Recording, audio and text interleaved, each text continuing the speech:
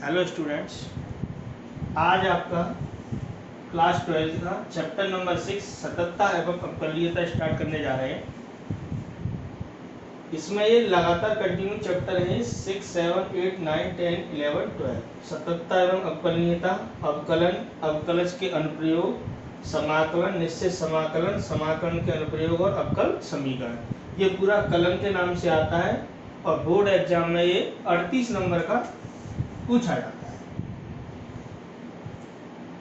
जिसमें से ये वाला चैप्टर 2 नंबर का आएगा जो कराने जा रहे हैं। अवकलन वाला चैप्टर एक क्वेश्चन आएगा इसका 6 नंबर का। अवकलज के अनुप्रयोग में 2 क्वेश्चन आएंगे, 3 नंबर के 6 नंबर का आएगा। समाकलन 6 नंबर का आएगा आपका, 1 नंबर का सवाल आएगा, 1 2 नंबर का है, 3 नंबर का। निश्चित समाकलन 6 नंबर का एक ही क्वेश्चन आएगा। समाकलन के अनुप्रयोग 3 + 3 6 नंबर का आएगा। और अवकल समीकरण डिफरेंशियल इक्वेशन ये भी आपका 6 नंबर का एक क्वेश्चन आएगा। तो मैथ का जो टिपिकल पोर्शन जिसको कहते हैं वो यही है। अगर आप इस पर थोड़ी कमांड बनाते हैं कलन वाले पोर्शन पे, तो निश्चित ही समझो आपके 90+ मार्क्स 100% जरूर आएंगे। तो ये वाला टॉपिक आपको ढंग से पढ़ना है। 1 से लेकर 5 तक लगभग आपने क्लास में पढ़ ही लिया है ऑनलाइन क्लास में, जिसमें मैंने चैप्टर नंबर 2 की भी कुछ वीडियो डाली हुई है। अभी और जो रिमेनिंग वीडियो है उसकी 2 डाली थी, बाकी भी आ जाएंगी। चैप्टर नंबर 6 में स्टार्ट कर रहा हूँ और यहाँ से इस पोर्शन को कंटिन्यू जारी रखेंगे। आप इसके अच्छे से नोट्स बना लेना। तो आज की क्लास में हम स्टार्ट करने जा रहे हैं चैप्टर नंबर 6 सततता एवं अवकलनीयता, कंटिन्यूटी एंड डिफरेंशिएबिलिटी। पहले ये दोनों कंबाइंड चैप्टर थे, अभी ये कोर्स में 2-3 साल से ये अलग अलग कर दिए हैं। पहले एक ही चैप्टर था, ये 8 नंबर में आता था। तो इसको स्टार्ट करते हैं सततता एवं अवकलनीयता, कंटिन्यूटी एंड डिफरेंशिएबिलिटी।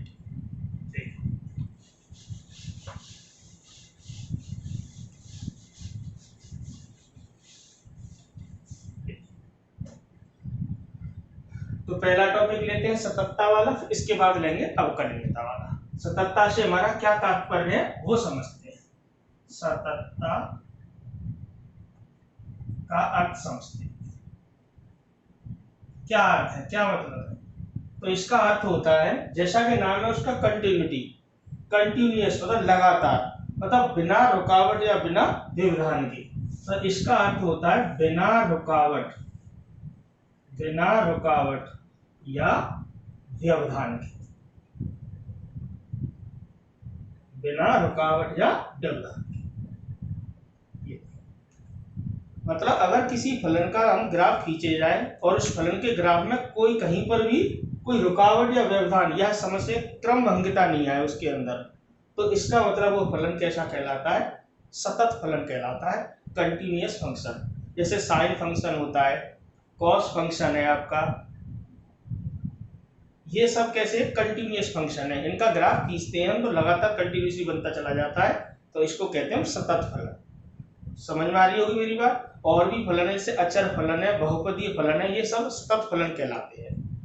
तो सततता का अर्थ क्या होता है, बिना रुकावट या व्यवधान के। मतलब अगर किसी फलन के ग्राफ में कहीं पर भी कोई क्रम भंगिता या कोई रुकावट नहीं है तो वो सतत फलन कहलाएगा। अगर किसी फलन के आरेख में किसी बिंदु पर क्रम भंगिता आ जाए, मतलब रुकावट आ जाए, टूट जाए उसका ग्राफ, तो वो फलन उस बिंदु पर सतत नहीं होता है। कैसा होता है, असतत। तो सततता का अर्थ है, इसकी परिभाषा क्या है, तो ऐसे समझो सततता। पहले मैं इसका थोड़ा ग्राफिकल डेफिनेशन बता रहा हूँ, एक एग्जाम्पल और एक ग्राफ के थ्रू बताएंगे कि किस प्रकार वो सतत नहीं है और किस प्रकार वो सतत है। उसके बाद इसकी वैकल्पिक परिभाषा देंगे, मैथमेटिकल डेफिनेशन। फिलहाल समझिए सततता क्या होती है। तो कोई फलन f(x) किसी बिंदु, कोई फलन किसी बिंदु x बराबर a पर सतत कहलाता है यदि बिंदु x बराबर a पर फलन f(x) के ग्राफ या आलेख, आलेख भी कहते हैं, कुछ भी लिख लो, ग्राफ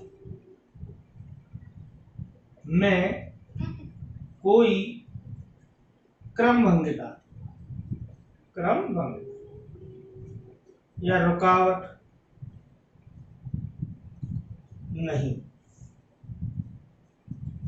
मतलब उसका ग्राफ सीधा सीधा बनता चला जाए, उसमें ब्रेक नहीं होना चाहिए उसका ग्राफ। तो कोई फलन f(x) किसी बिंदु x बराबर, अभी आपको इसकी मैथमेटिकल डेफिनेशन भी देंगे, फिलहाल समझिए ग्राफ से बताएंगे पहले कि किस तरीके से ये सतत नहीं होता, किस तरीके से सतत होता है। तो कोई फलन f(x) किसी बिंदु x बराबर a पर सतत कहलाता है यदि बिंदु x बराबर a पर फलन f(x) के ग्राफ में कोई क्रमभंगिता नहीं हो। क्रमभंगिता है रुकावट। जैसे एक मैं एग्जाम्पल ले रहा हूं, अब इसको ढंग से समझना है। एक एग्जाम्पल समझिए, इसका ग्राफ के थ्रू देखेंगे। एक मैंने एग्जाम्पल लिया कि कोई फंक्शन इस प्रकार है कि इसकी वैल्यू x² के बराबर है, f(x) लिख लो या y करके लिख लो। f(x) बराबर x² है यदि x नॉट इक्वल टू 1, और इसका मान 2 है यदि x बराबर 1। अब इस फलन का मैं ग्राफ खींच रहा हूं, तो ग्राफ खींचने पर क्या होगा वो समझिए। तो f(x) का मान x² है कब, यदि x नॉट इक्वल टू 1। तो f(x) का मान करेक्ट 2 मैंने फिक्स कर दिया है, यदि x बराबर है 1। तो x बराबर 1 पर तो इसकी वैल्यू फिक्स है ही 2, बाकी पर हम थोड़ा बना लेते हैं। ये देखो छोटे छोटे पॉइंट ले लो, ग्राफ बनाने के लिए थोड़ी हेल्प ले लेते हैं। ये x है, ये y कह लो या f(x) कह लो। जैसे x बराबर 0 पर, अब 0 रखोगे तो 0 का स्क्वायर क्या आएगा 0, -1 रखोगे तो -1 का स्क्वायर क्या आएगा 1। यहां से निकालते चलो, x का मान 1 मत लेना, 1 पर तो फिक्स है ही। जैसे 2 लिया तो 2 का स्क्वायर क्या आएगा 4, -2 लोगे ये भी 4 आएगा, 3 लोगे 9 आएगा, -3 लोगे 9। अरे यहां से निकालना है आपको, ये y के मान f(x) बराबर या y बराबर, ठीक है ना। इसकी सहायता से एक ग्राफ बनाओ थोड़ा सा।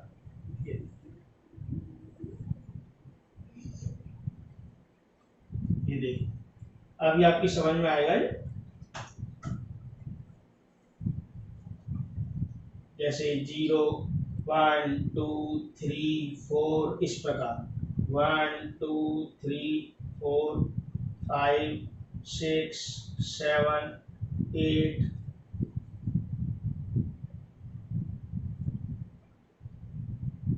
9, -1 -2 इस प्रकार -1 -2 -3 -4।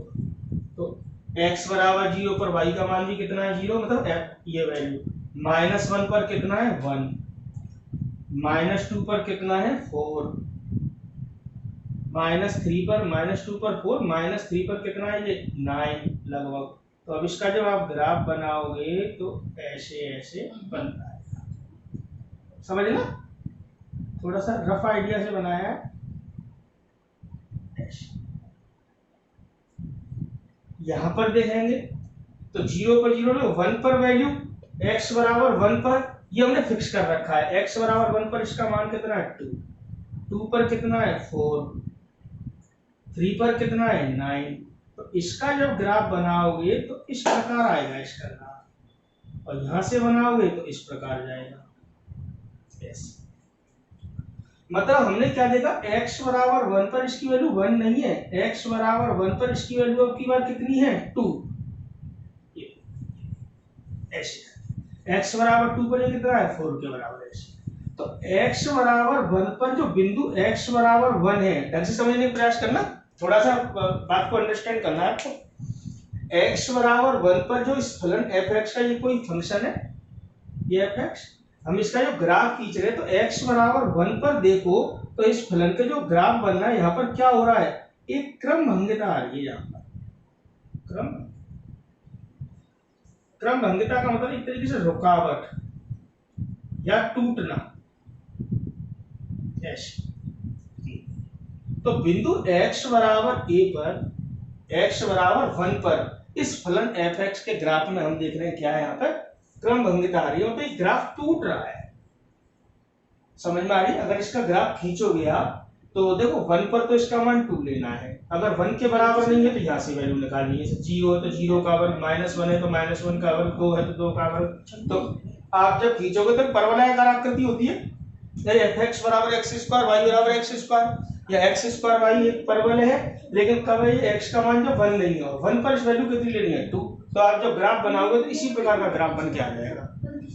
तो यहाँ हम क्या देख रहे हैं कि बिंदु x बराबर 1 पर इस फलन f(x) के ग्राफ में क्या आ रही है क्रमभंगता, इसका मतलब x बराबर 1 पर यह फलन सतत तो नहीं है। तो यहां से हम देख रहे हैं कि दिया गया फलन या दिए गए फलन में दिए गए फलन f(x) बिंदु x बराबर 1 पर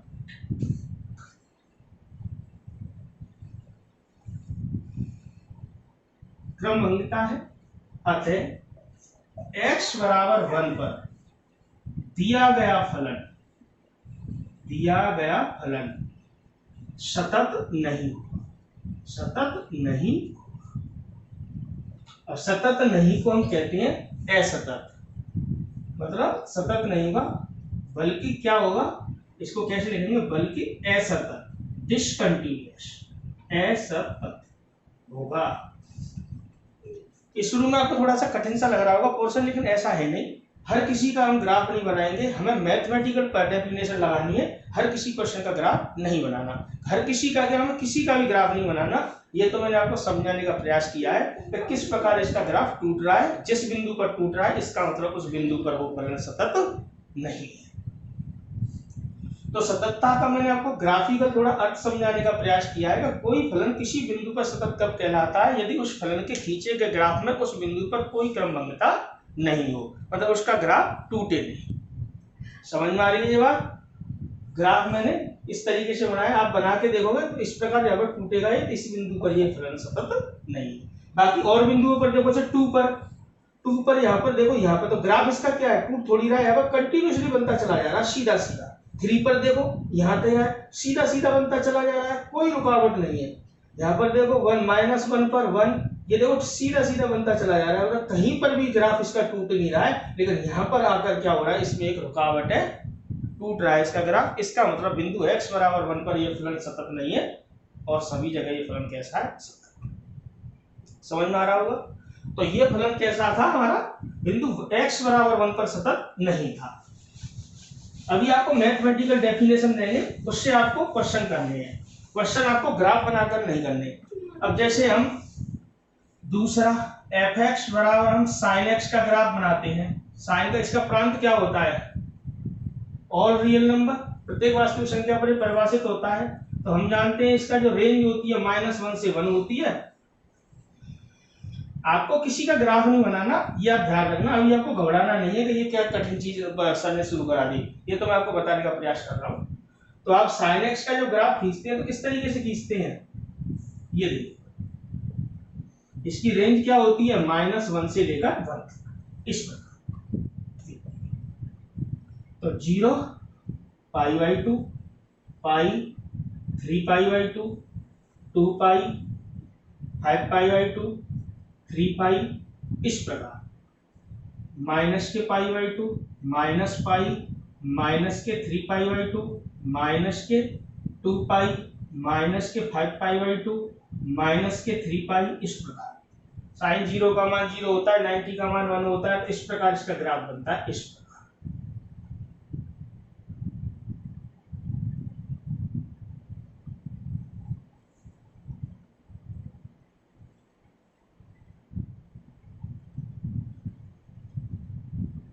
ये तो sin x का ग्राफ इस प्रकार बनता है। तो इसका ग्राफ लगातार कंटिन्यूअसली बढ़ता हुआ चला जाता है। तो प्रत्येक रियल नंबर पर, ये पूरी वास्तविक संख्या रेखा है, तो प्रत्येक रियल नंबर पर हम देखेंगे, जैसे π/2 पर देखें तो ग्राफ ये जहाँ है, यहाँ टूटा नहीं है। पाई पर देखें ग्राफ यहाँ पर टूटा नहीं, कंटिन्यूअसली बनता चला गया है। और बीच में कहीं पर भी देखोगे ग्राफ, कहीं पर भी इसका ग्राफ टूटता नहीं है, कंटिन्यूअसली बनता हुआ चला जाता है। तो ये sin x फलन कैसा फलन कहलाता है, कंटिन्यूअस फंक्शन, सतत फलन कहलाता है। और ये सभी वास्तविक संख्याओं पर सतत है, तो इसको हम सर्वत्र सतत फलन के नाम से भी जानते हैं। ऑलवेज कंटिन्यूअस फंक्शन है। इसमें ये किसी भी बिंदु पर ऐसा नहीं है कि असतत हो जाए। हर वास्तविक संख्या पर, प्रत्येक वास्तविक संख्या पर एक ऐसा होता है सतत। बात समझ में आ रही है? तो ये तो मैंने आपको एग्जाम्पल के थ्रू, ग्राफ के थ्रू बताने का प्रयास किया है कि फलन सतत कैसे होता है। सतत का मतलब समझ में आ गया होगा, माइंड में क्लियर कॉन्सेप्ट है, लगातार, कंटिन्यूअस, मतलब कहीं पर भी उसका ग्राफ टूटना नहीं चाहिए। माइंड में हमारे में ये कॉन्सेप्ट आता है कि सर हम हर क्वेश्चन का ग्राफ बना के देखेंगे क्या, कहाँ पर टूट रहा है कहाँ पर नहीं टूट रहा है, ऐसे तो हम नहीं बना पाएंगे। तो आपको ये काम नहीं करना, आपको केवल मैथमेटिकल परिभाषा लगानी है। क्वेश्चन किस तरीके से करना है, मैथमेटिकल परिभाषा क्या लगानी है, इसकी हम वैकल्पिक विधि बताएंगे। आपको केवल सूत्र का प्रयोग करना है, मतलब किस तरीके से करेंगे वो आप इसको अभी समझते हैं किस तरीके से। तो आपको ये ग्राफ वगैरह नहीं बनाना। अब इसकी वैकल्पिक परिभाषा देखते हैं, किस तरीके से क्वेश्चन करेंगे वो आपकी समझ में भी आएगी। तो सततता की परिभाषा देखते हैं, यहां से वैकल्पिक परिभाषा देखेंगे, सततता की परिभाषा।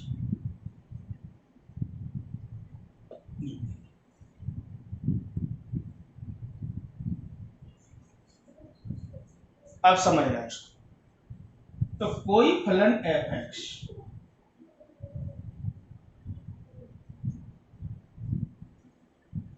किसी बिंदु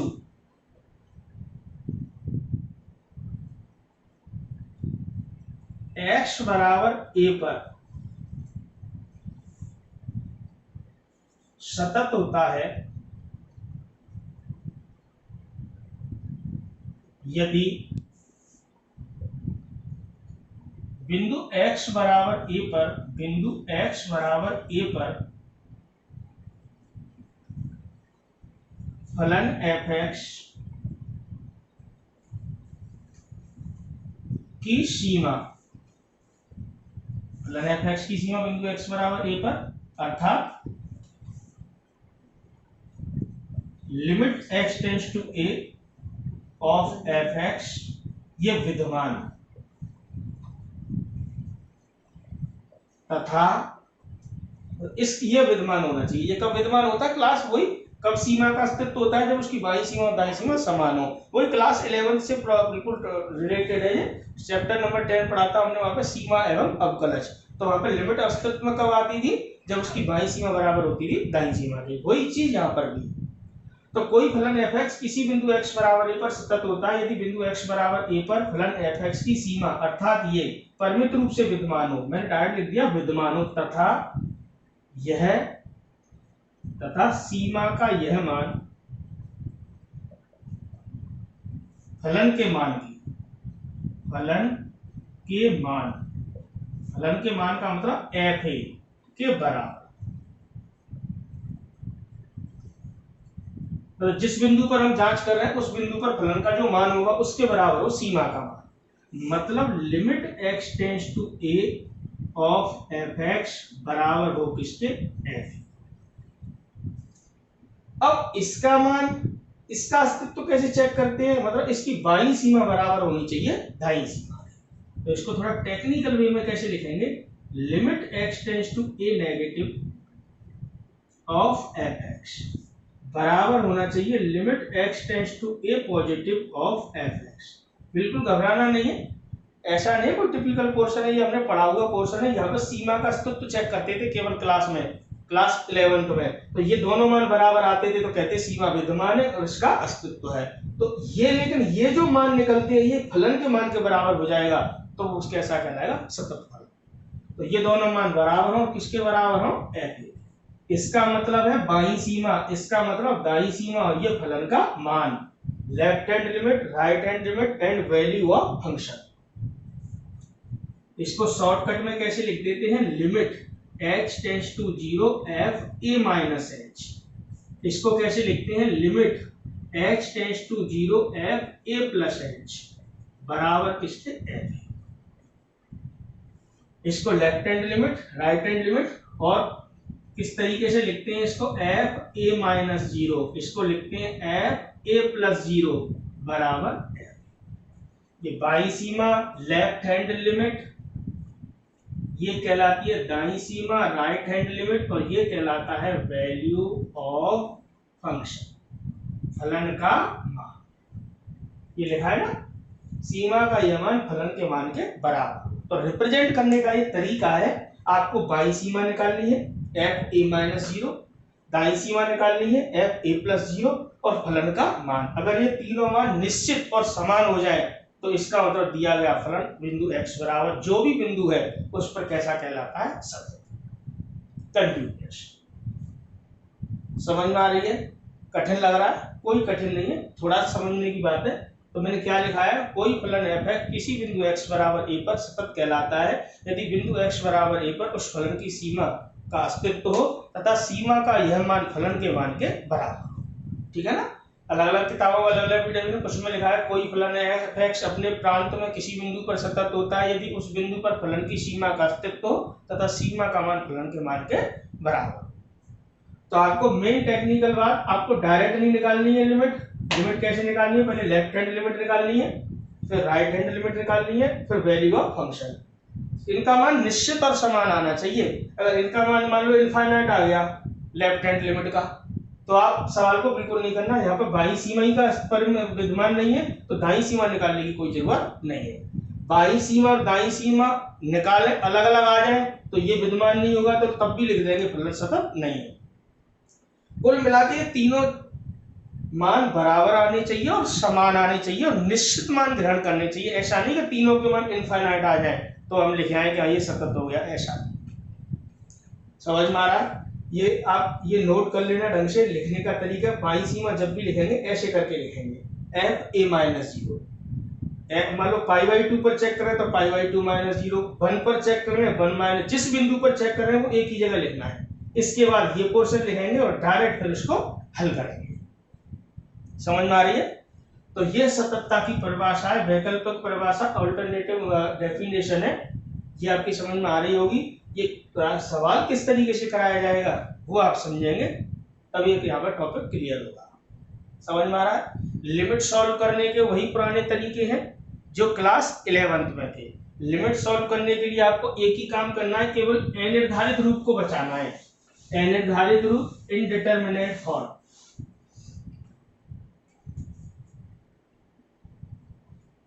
अनिर्धारित मान कौन कौन से थे? 0/0, infinite upon infinite, infinite minus infinite, 0 into infinite, 0 की पावर 0, 1 की पावर इनफाइनाइट एंड इनफाइनाइट की पावर।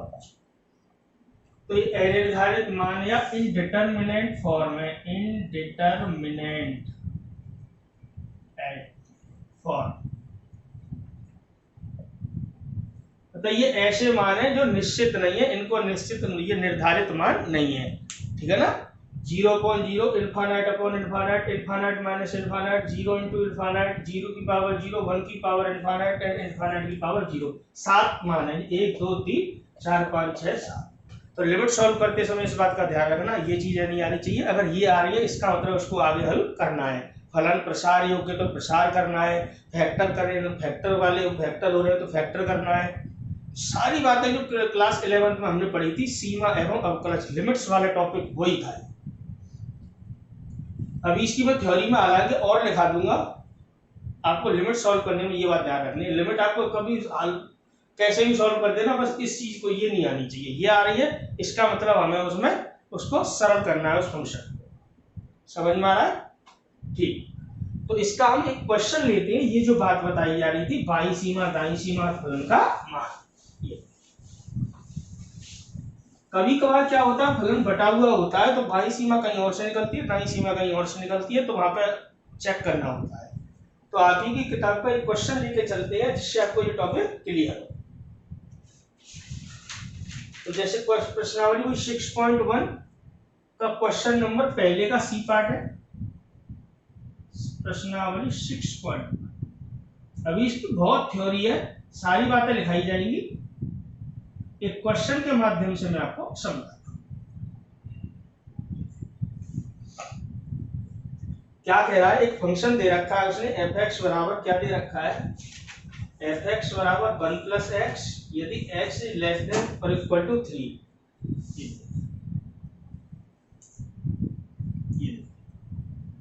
यदि x इज लेस देन और इक्वल टू 3, और क्या दे रखा है 7 माइनस x यदि x ग्रेटर देन 3। अब किस बिंदु पर चेक करवा रहा है वो, x बराबर 3 पर सततता की जांच करनी है हमें कि ये x बराबर 3 पर दिया गया फलन सतत है या नहीं। इसको चेक करेंगे आपकी समझ में आने तक। तो यहां से हम देख रहे हैं x बराबर 3 पर सबसे पहले आपको क्या करना है, x बराबर 3 पर सबसे पहले आपको निकालनी है इसकी बाईं सीमा। बाईं सीमा निकाल लो या दाईं सीमा, जिसको हम कहते हैं left hand limit. Left hand limit LH। ये आपको कभी नहीं लिखना, ये तो मैं आपको समझाने के लिए लिख रहा हूँ। शॉर्टकट में हमने अभी क्या बताया था, x बराबर a पर बाईं सीमा को कैसे लिख रहे थे, f a माइनस 0, दाईं सीमा को f a प्लस 0 और वैल्यू ऑफ फंक्शन को f a। इसी को कहते हैं बाईं सीमा।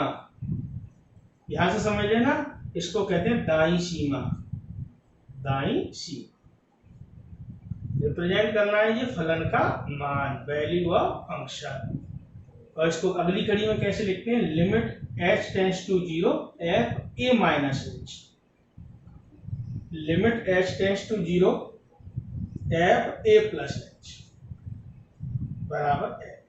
ये चीज याद रखना, ये सब लिखकर ये निकालना है और ये लिखकर ये बराबर नहीं लेके चलना है इसको। ये तो चेक करना है बराबर आ रहे हैं या नहीं आ रहे। अलग अलग निकाले जाते हैं, बाईं सीमा अलग निकालनी है और बाईं सीमा का मान निश्चित आ जाता है, कोई भी वैल्यू फिर निकालनी है दाईं सीमा।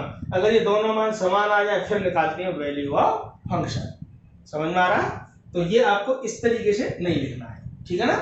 तो x बराबर 3 पर आपको क्या निकालनी है, बाईं सीमा। बाईं सीमा को कैसे लिखते हैं, f a माइनस 0। अब a की जगह आप किस बिंदु पर जांच कर रहे हो, वहां तो a पर था, यहाँ पर क्या है 3 पर, तो यहाँ 3 पर तो लिखेंगे f 3 माइनस। ये क्या है, लेफ्ट हैंड लिमिट निकाली जा रही है। कैसे लिखेंगे, limit h tends to 0 f a minus h। अब a की जगह कौन कार्य कर रहा है, 3, तो यहाँ पे लिखेंगे 3 माइनस h। इसके बाद वो वाली भी लाइन नहीं लिखनी, ये भी मत लिखना x tends to a negative of fx, मतलब बाईं सीमा को ऐसे भी डिनोट कराते हैं, लेकिन आप ये भी मत लिखना, ये पोर्शन बढ़ता जाएगा सवाल, इससे कोई फायदा नहीं है। आप इसको ऐसे मत लिखना, राइट हैंड लिमिट को ऐसे, जो अभी लिख के बताया था मैंने आपको थ्योरी में, ये काम मत करना, ठीक है ना। तो ये पोर्शन बड़ा होता है, केवल ये लिखकर ये निकालना है, ठीक। रिप्रेजेंट करने का तरीका है ये, ठीक है ना। तो क्वेश्चन की स्टार्टिंग ऐसे करनी है, x बराबर 3 पर सततता की जांच करना है और आपको ये भी लिखने की जरूरत नहीं है, x बराबर 3 पर ये लिख चुका है, तो आपको डायरेक्ट स्टार्ट करना है बाईं सीमा। बाईं सीमा का मतलब f3 माइनस, ये चीज कैसे करके लिखनी है, limit h tends to 0 f3 minus h, ठीक है ना। अब इसको सॉल्व करेंगे, कैसे करेंगे वो देखें, ठीक। तो मैं इसको हटा दूं, ठीक। तो यहां से x बराबर 3 पर सततता की जांच हो रही है, यहां पर क्या देख रहे हैं, 3 माइनस 0, ऐसा समझो 3 से कम हो रहा है, 3 माइनस h। तुम कहोगे h का मान तो लगभग 0, हाँ मतलब बहुत कम राशि है जो कम हो रही है, लगभग 0 के बराबर। तो x का मान, x की जगह पर क्या आ रहा है, 3 माइनस h, तो 3 में से कुछ कम हो रहा है, लगभग कितना, लगभग 0 के बराबर, ठीक है ना, अप्रोक्सीमेट। तो यहाँ पर 3 माइनस है, 3 से कम, बाईं सीमा में कम देखना है, दाईं सीमा में ज्यादा देखना है, ठीक है ना। 3 से कम और 3 प्लस h है तो 3 से ज्यादा। तो ये देखना x का मान क्या हो रहा है, 3 से कम हो रहा है, तो ये देखना x का मान 3 से कम कहां पर है, यहाँ पर है या यहाँ पर है, तो सामने लिखा होगा उसके। तो fx की वैल्यू क्या है, 1 प्लस x। ये कब लेनी है, जब x से लेस देन और इक्वल टू कितना हो, 3, और x का मान 3 से छोटा या उसके बराबर हो। तो 3 से छोटा है ना यहाँ पर, तो fx का मान आपको ये नहीं लेना है, fx की वैल्यू क्या लेनी है, 1 प्लस x। समझ में आ रहा है, यही क्यों ले रहे हैं, ये क्यों नहीं ले रहे, क्योंकि यहाँ पर x का मान 3 से छोटा है, यहाँ पर x का मान 3 से बड़ा था। तो fx का मान किसके बराबर हुआ, ये नहीं देखना है। अब सवाल आपका ये है ही नहीं हो, समझ लो, ये सीमा निकालने के लिए, ये वैल्यू निकालने के लिए, f3 माइनस h का मान निकालने के लिए हम इसको नहीं देखेंगे, क्या देखेंगे, इसको। fx का मान इसके बराबर है, तो x की जगह पर क्या है, 3 माइनस h, तो x की जगह पर क्या आ जाएगा, 3 माइनस h। ये यहीं पे क्यों लिया, ये समझ में आ रहा है, क्योंकि x का मान 3 से कम है। देखो 3 माइनस है 3 से कम, ठीक है ना। तो fx की वैल्यू 1 प्लस एक्स है, x की जगह पर क्या आ रहा है 3 माइनस एच, ध्यान लगाना है। तो इसको कैसे लिखेंगे, limit h tends to 0 fx बराबर 1 प्लस एक्स है, x की जगह पर जो भी कुछ होगा वो यहाँ लिखा जाएगा, x की जगह पर क्या आ रहा है 3 माइनस एच, तो 1 प्लस 3 माइनस 0। समझ में आ रहा होगा। लिमिट आप कभी भी लगा सकते हो, ठीक है ना, ऐसा नहीं है कि 1 और 3 4 जोड़ के लगाएंगे, कभी भी लिमिट h की जगह 0 लगा सकते हैं, लेकिन ये ध्यान रखना इनडिटरमिनेट फॉर्म नहीं आनी चाहिए, ठीक है ना। लिमिट h टेंड्स टू 0, इसको सरल करके लिखना है तो सरल करके लिख लो, 1 और 3 कितने हो जाएंगे 4, अगले स्टेप पे कर लेना।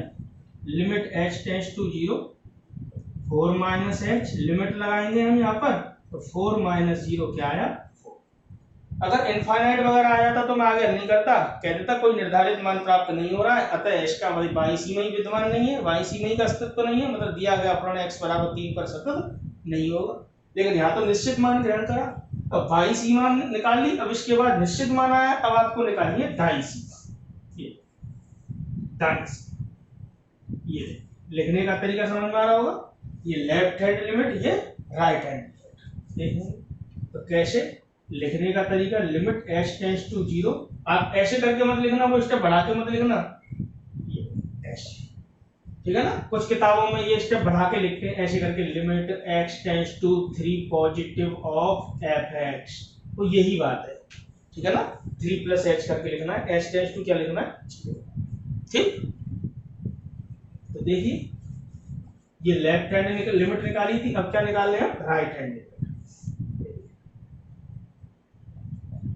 क्या limit h tends to 0 f 3 plus h, यहाँ पर क्या था 3 माइनस h, 3 से कम, ये क्या है 3 से अधिक, कितना अधिक लगभग 0, ऐसे समझ सकते हो, या 3 से अधिक या 3 से कम, तो x का मान 3 से कम हो रहा है, x का मान 3 से ज्यादा हो रहा है। तो ये देखो x का मान 3 से अधिक कहां पर है, ये देखिए x इज ग्रेटर देन 3, तो fx की वैल्यू किसके बराबर है 7 माइनस fx, fx बराबर किसके, ये देखो अब आपको ये नहीं देखना है, fx की वैल्यू क्या लेनी है 7 माइनस x, क्यों, क्योंकि यहाँ पर x का मान 3 से अधिक है, समझ में आ रहा है। तो x का मान 3 से अधिक है, तो fx की वैल्यू किसके बराबर है 7 माइनस x के, x के स्थान पर क्या देख रहे हैं आप 3 प्लस h, तो x के स्थान पर क्या लगाना है 3 प्लस h, और इसको सरल कराना है, तो fx बराबर 7 माइनस x है, x के स्थान पर क्या है 3 प्लस h, यहाँ लगाना है, लिमिट को ऐसे लिखना है 7 माइनस 3 प्लस h, इसको हल करना, limit h tends to 0 7 minus 3 plus minus h, ये देखिए यहां से क्या होगा,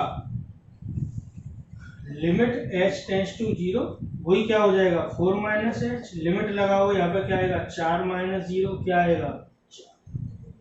आपकी समझ में ढंग से आ रहा होगा, ये कहीं कोई दिक्कत वाली बात नहीं है, क्लियर है ये।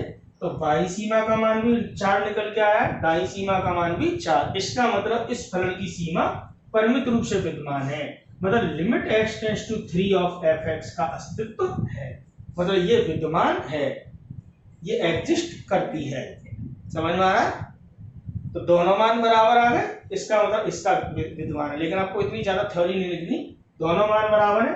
तीसरी वैल्यू और निकाल लेनी है, वैल्यू ऑफ फंक्शन f3 का, देखिए यहाँ 3 से कम 3 माइनस h, यहाँ 3 प्लस 3 से अधिक, यहाँ तो परफेक्ट 3 है, तो x का मान 3 के बराबर कहाँ है, या 3 से कम था 3 से बड़ा था 3 के बराबर यहाँ है, तो fx की वैल्यू कितनी हो गई 1 प्लस x, 3 से कम या उसके बराबर के लिए यही वाली लेनी है, तो x का मान 3 के बराबर यहाँ है, तो fx की वैल्यू कितनी है 1 प्लस x, आपको किसका मान निकालना है f3 का, तो यहाँ से क्या आएगा 1 प्लस 3 क्या आ जाएगा 4, तो आपने क्या देगा left hand limit, right hand limit and value of function, यहाँ पर तीनों मान कैसे आ रहे हैं बराबर, इसका मतलब x बराबर 3 पर दिया गया फलन सतत है, कंटिन्यूअस, इसका कोई ग्राफ वगैरह में नहीं बना।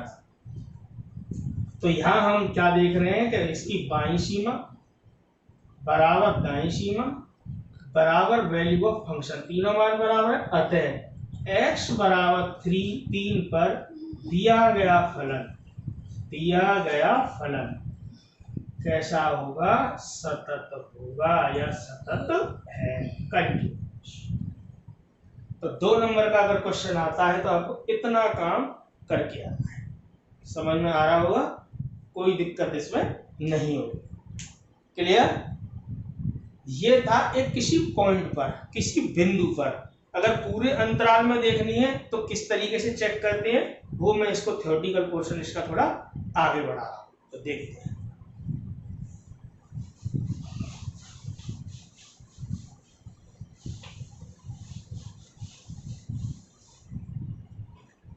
इसके बाद अंतराल में सतत।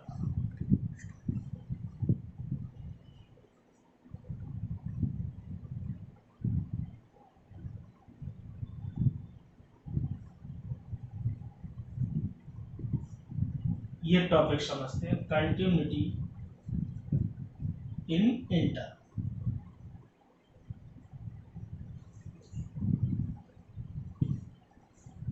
तो जैसे कि हमने क्लास 11 में पढ़े थे, 2 प्रकार के इंटरवल पढ़े थे, 2 प्रकार के अंतराल, एक तो विपरीत अंतराल और एक समवर्त अंतराल, open interval and closed interval.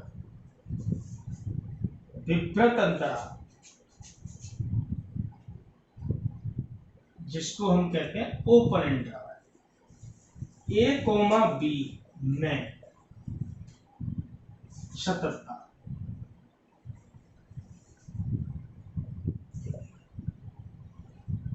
ठीक है ना? और दूसरा होता है समवर्त अंतराल। समवर्त अंतराल इसको कहते हैं ओपन इंटरवल या खुला अंतराल। इसको हम बंद अंतराल कहते हैं, बंद अंतराल। इंग्लिश में कहते हैं क्लोज्ड इंटरवल, क्लोज्ड इंटरवल। ठीक है? इसका साइन ये होता है, इसका क्लोज्ड इंटरवल, ओपन इंटरवल में साइन। ऐसे समझो कि अगर कोई वैल्यू किसी इस वाले इंटरवल को बिलोंग कर रही है तो इसका मतलब क्या है, यहाँ पर x का मान a से बड़ा है और b से छोटा है। अगर कोई वैल्यू इस वाले इंटरवल को बिलोंग कर रही है तो इसका मतलब आप समझेंगे कि x इज ग्रेटर देन और equal to a and less than और इक्वल टू b। अब आपकी समझ में आ गया होगा पुरानी बात। तो कोई फलन f(x), या ध्यान रखना, कोई फलन f(x) विपरीत अंतराल a, b में सतत होता है यदि वह इस अंतराल के प्रत्येक बिंदु पर सतत हो,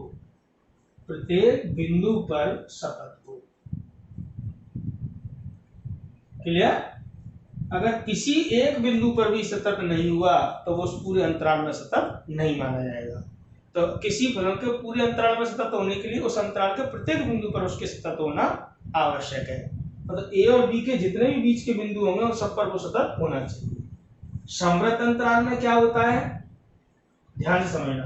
तो वही लैंग्वेज, कोई फलन f(x) समवर्त अंतराल a, b में सतत होता है कब?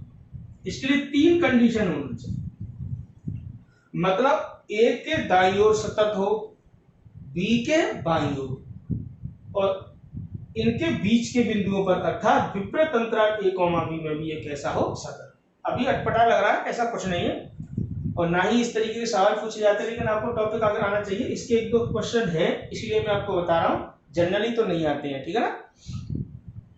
तो विपरीत अंतराल में कब सतत होगा? जब उसके प्रत्येक सभी बिंदुओं पर सतत हो। समवर्त अंतराल में क्या होगा? इन बिंदुओं पर भी सतत होना चाहिए। और इन बिंदुओं पर केवल हम क्या देखते हैं, a के दाईं ओर सतत होना चाहिए, b के बाईं ओर। मतलब a के दाईं ओर सतत हो, दाईं ओर सतत। आप किताब पढ़ेंगे तो आपको ये टॉपिक मिलेंगे। किताब आपको देखनी है, आइडिया भी लगाना है कि कठिन है, ये कठिन था, ये हमारी समझ में नहीं आया, ऐसा नहीं करना है। बुक आपको जरूर पढ़नी है, आपकी समझ में आता रहेगा, ठीक है ना। और कठिन इजी कुछ नहीं होता है, क्लास 12th में आके इतने बड़े लेवल पर आके ये चीजें नहीं देखी जाती, और पढ़ना तो है ये, ठीक है ना। अभी तक आपने थोड़े इजी चैप्टर पढ़े थे, सेकंड, थर्ड, फोर्थ, मैट्रिक्स, ये तो आपने बहुत इजी पढ़े थे। अब यहाँ से आपका थोड़ा सा कठिन टॉपिक स्टार्ट। तो कोई फलन f(x) समवृत्त अंतराल में लिखी नहीं पूरी लैंग्वेज। कोई फलन f(x) समवृत्त अंतराल a, b में सतत होता है कब? यदि वह a के दाईं ओर सतत हो। a के दाईं ओर सतत में केवल क्या करना है, आपको दाईं सीमा का मान फलन के बराबर मान के बराबर, केवल दाईं सीमा निकालनी है, वो किसके बराबर होनी चाहिए? फलन के मान के। तो ऐसे कहने लग जाते हैं कि a के दाईं ओर सतत है। नंबर 2, b के बाईं ओर सतत। b के बाईं ओर सतत मतलब b पर केवल बाईं सीमा निकालनी है। b-0 बराबर होना चाहिए a b पॉइंट, तो बिंदु तो कोई भी हो सकता है। और नंबर 3, ये जो अंतराल था a, b मतलब a और b के बीच के बिंदुओं पर, तो a, b में भी क्या होना चाहिए? सतत। इसके ऊपर आपको बेस्ड क्वेश्चन कराएंगे नेक्स्ट क्लास में, तब आपकी समझ में ये आएगा कि अंतराल में सततता का क्या महत्व था। तो ये आज जो आपका ये टॉपिक स्टार्ट किया है, ये आपकी समझ में आएगा। थ्योरी आपको पढ़नी है, अभी इसमें बहुत सारी बातें हैं जो आपको पढ़ाना है। तो नेक्स्ट क्लास में आपको अंतराल के ऊपर एक क्वेश्चन कराएंगे, और आपको हम सतत फलन और असतत फलनों के गुणधर्म लिखाएंगे, प्रॉपर्टीज लिखाएंगे, कुछ इंपॉर्टेंट फंक्शन है उनके ग्राफ समझाएंगे आपको, और तब इस प्रश्नावली को विधिवत रूप से आगे बढ़ाएंगे। तो अभी इसमें थोड़ा टाइम लेना है, आज की जो क्लास पढ़ाई है उसको ढंग से समझना है। नेक्स्ट क्लास जो लेकर आएंगे तो इसमें आपको आगे तक इसको पढ़ाएंगे, गुणधर्म पढ़ाएंगे, इसकी प्रॉपर्टी जितनी है वो सारी बातें इसमें बताई जाएंगी। तो आज के लिए आपकी समझ में आ गया होगा, आज के लिए इतना ही है। Thank you.